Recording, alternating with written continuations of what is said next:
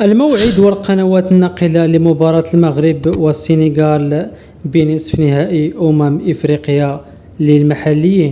بات المنتخب السنغالي ثالث المتأهلين لكأس إفريقيا للاعبين المحليين كينيا، تنزانيا، أوغندا، التي تدور حتى 30 من الشهر الجاري بعد فوز في ربع النهائي يوم السبت أمام أوغندا بهدف مقابل لا شيء.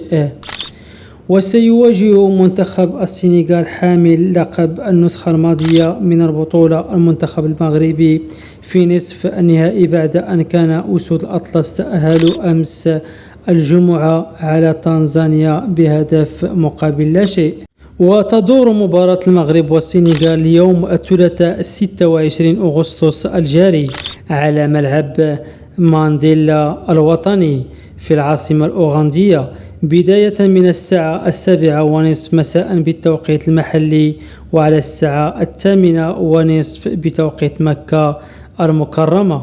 ستنقل قناة بين سبور 6 المباراة مباشرة يوم الثلاثاء المقبل. وكان المنتخب المغربي خاض مشوارا لافتا حتى الآن في البطولة التي شهدت مشاركة 19 منتخبا، إذ فاز على زامبيا والكونغو وأنغولا وخسر أمام كينيا في الدور الأول.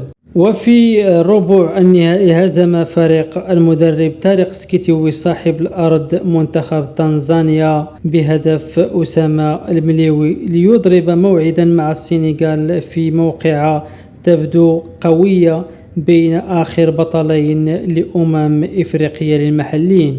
وكان منتخب مدغشقر تأهل أيضا لنصف النهائي بعد الفوز على كينيا بهدفين مقابل واحد، وسيواجه منتخبا عربيا في نصف النهائي، حيث ينتظر الفائز من مواجهة السودان والجزائر التي تدور حاليا في تنزانيا.